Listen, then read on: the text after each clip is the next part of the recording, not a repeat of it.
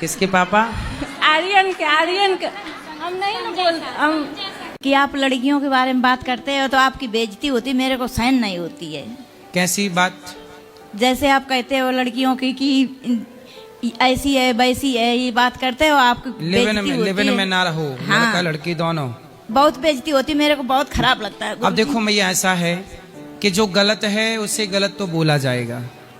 मेरे को हम लोग यहाँ अपना सम्मान करने या कराने नहीं बैठे। समाज में जो गलत हो रहा है, जो भी कुरीति है, उस कुरीति को बाहर करना, उसके लिए चाहे अपमान मिले चाहे गालियां मिले। इसलिए धर्म के रास्ते पर चले हैं तो अटैक तो होगा। तो मीठी मीठी बातें नहीं होती। हाँ, कि तो समाज को जो अच्छा लगे वो ही बोले। नहीं, अच्छा लगे आपको या ना लगे, जो सच है हम लोग वो बोलते हैं। वो तो बोलते हो आप, मेरे को सहन नहीं होती, आप बहुत बेइज्जती होती है मैया। हम लोग अपनी पीठ पक्की करके, वो तो भाई, और बिल्कुल जीवन मृत्यु से कोई मोह ना रखकर कफन बांध कर चलते हैं। वो तो है। जीवन में धर्म के लिए जी रहे हैं और धर्म के लिए ही मरेंगे जब मरेंगे तो। ठीक है, राधे। धर्म रक्षति रक्षिता। धर्म के लिए जीना है, धर्म के लिए ही मरना है। मेरे 2 बेटियां हैं और लोग कहते हैं कि बेटा नहीं होता तो हमारी आत्मा को शांति नहीं मिलती, मुक्ति नहीं मिलती। ऐसा है क्या? तो मीराबाई को मुक्ति मिली कि नहीं? उनके तो बेटी भी नहीं थी, बेटा भी नहीं था। आप बताओ, मिली? फिर ये अफवाह है। बेटी और बेटों से मुक्ति नहीं मिलती, अच्छे कर्म करने वाले को मुक्ति मिलती है ना। बेटा बेटी है, जिसके 4 बेटा बेटी हैं, वो कर्म बुरे हैं तो फिर कहते हैं ना कि कर्म है बुरे बुरे और तुम स्वर्ग जाने की बात करते हो। कर्म बुरे हैं और जाना स्वर्ग है। इसलिए अच्छे कर्म करो। भगवान अपने हैं तो सब कुछ अपना है, नहीं? और देखो बेटी, गौरी गोपाल गुरुकुल में 150 बच्चे पढ़ते हैं, और वो 150 बच्चे को देखता हूं तो मुझे ये लगता है कि 150 बच्चे मेरे ही हैं। सारे अपने, सबको पढ़ाओ लिखाओ, योग्य बनाओ। जिसको आप पुत्र की दृष्टि से देख लेंगे वो आपका बेटा है, और क्या। सही बात। मानो तो मैं गंगा माँ हूं, ना मानो तो बहता पानी। पराये भी कई बार अपने बन जाते हैं। गौरी गोपाल में 316 माताएं हैं। उनके अपनों ने खून ने घर से निकाल दिया, अपने बच्चों ने। मेरा तो कोई रिश्ता नहीं था, लेकिन पुत्र बनकर उनकी सेवा कर रहा हूं कि नहीं? तो मैं तो गैर हूं, पर अपनों की तरह सेवा कर रहा हूं। जो अपने थे उन्होंने दुत्कार दिया। तो अपने और पराये क्या होता है? जिसमें इंसानियत है बस वही इंसान है, नहीं तो फिर भरा पड़ा है संसार हैवानियत से और जानवरों से। महाराज जी, मैं आपके बचपन से लेकर आज तक के इस जीवन सफर को गहराई से समझना चाहता हूँ। हमने सुना आपका शुरुआती जीवन बहुत संघर्षपूर्ण रहा, तो वह कठिन दौर कैसा था जिसने आपको इस सेवा पथ पर चलने को तैयार किया? बचपन से ही मेरा मन सेवा में लगता था, काम में लगता था। संतों की सेवा में, संतों के पास बैठना, सत्संग करना, सुनना और उन पाँव दबाना। मैं संतों के चरण दबाता था, क्योंकि और कुछ कर नहीं सकता था। पैसे थे नहीं तो धन से सेवा संतों की कर नहीं सकते थे। भोजन प्रसादी संत जन आते थे तो घर पे करा देते थे, पर सेवा में करता था पाँव दबाने की। सेवा करते करते ही भगवान ने दास को सेवा दे दी। मैंने मांगा कुछ नहीं है, भगवान ने जो भी दिया है सब बिना मांगे ही दिया है। तो गुरुजी, आपको प्रेरणा भी मिली होगी, आपने शुरुआत कैसे किया?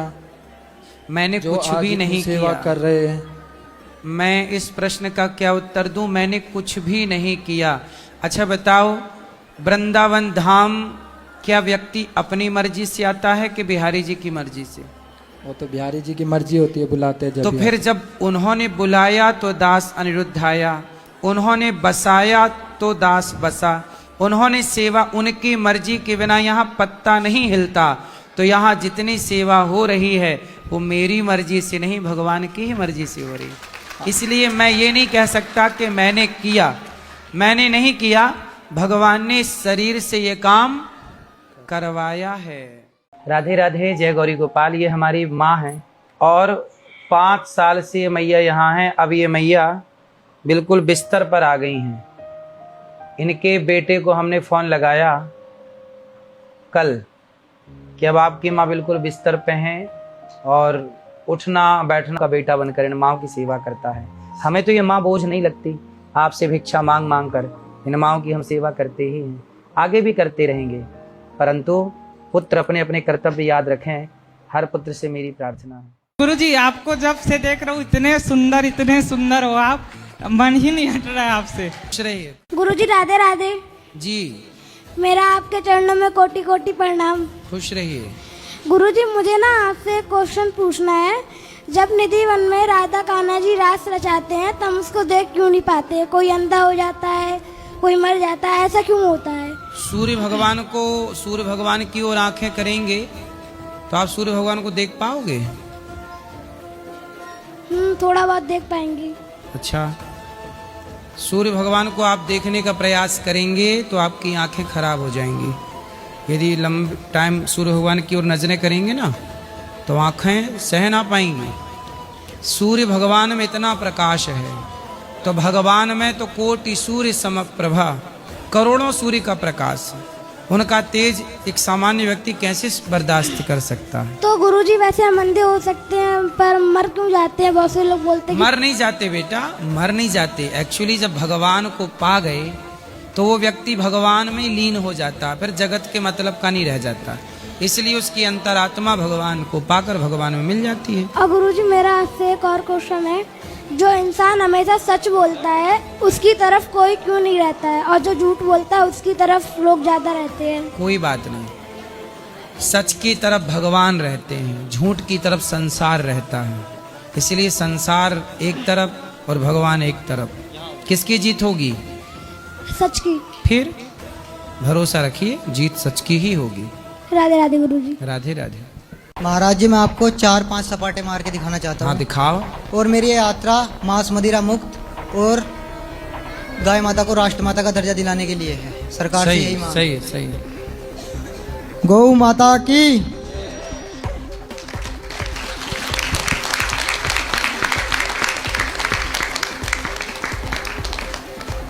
ये है गाय के दूध की और गौमूत्र की ताकत। बादाम खाने वाले को भी पछाड़ दे।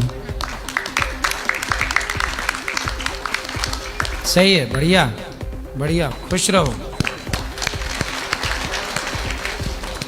साल पहले आई थी तो मैंने आपको बोला था कि मेरे हस्बैंड काम नहीं करते हैं, मतलब काम तो करते हैं पर नौकरी छूट जाती है। तब से आपने बोला था कि किसी अपना धंधा कर लो, तो मेरे हस्बैंड ने रिक्शा खरीद लिया था। वो रिक्शा चलाते हैं, तो रिक्शा चलाते हैं पर उस दिन से गुस्सा इतना आता है कि जितना पैसा जोड़ नहीं पाते उतना बर्बाद हो जाता है। क्यों? गुस्से में बर्बाद हो जाता है, गुस्सा आ जाता है तो काम बंद कर देते हैं, फिर इधर भगवान जी के मंदिर में निकल जाते हैं कहीं। अब यहाँ आ गए, गुस्सा हो गए थे तो गुस्सा क्यों हो रहे हैं भाई? मन लगा के काम करें। लड़ाई हो जाती है तो दोनों। तो आप लड़ा ना करो ना, पैसे की बर्बादी हो जाती है बाद में फिर। तो आप लड़ती हो। हाँ, मैं गुस्सा ज्यादा आता है। ले, आप घर में कुछ काम करती हो? हाँ, मैं पढ़ती हूँ अभी और काम भी करती हूँ। पढ़ती हो? हाँ। तो पति आपको पढ़ाते हैं? हाँ, पढ़ाते हैं। पति आपको पढ़ाए भी, आपके लिए कमाए भी और आप उस पर गुस्सा करो, ये सही है? नहीं, आए हैं मेरे हस्बैंड साथ में। हस्बैंड है कि पति हैं? हाँ, पति आए हैं। तो आपको पढ़ा रहे हैं? हाँ। पहले तो देखो कितने अच्छे हैं आपके पति, पढ़ा रहे हैं। फिर और आप पढ़ के उनका गुस्सा कर रही हो उन पे। अरे जिसकी रोटी कुत्ता खाता है ना बेटा, वो कुत्ता भी उसके प्रति ईमानदार रहता है जिसकी रोटी खाता है। जो इंसान आपके लिए कुछ करे उसके लिए वफादार रहो, गद्दार ना बनो। ये धर्म यही है। माँ बाप के प्रति संतान ईमानदार रहे। पति कुछ पत्नी को यदि पढ़ा लिखा के योग्य बनाना चाहता है आपको, तो आप तो सदा आभारी रहिए। हम सनातनी किसी से एक गिलास पानी लेते हैं ना तो सदा उसके आभारी रहते हैं कि भैया आपका धन्यवाद। ये थोड़ी है कि हम पानी भी ले लें आपसे, आपका सहयोग भी ले लें और आपको गाली भी दें। ये धर्म नहीं है। राधे राधे गुरु। ईमानदारी से रहो, रिश्तों में ईमानदारी हो, ये बेईमानी है।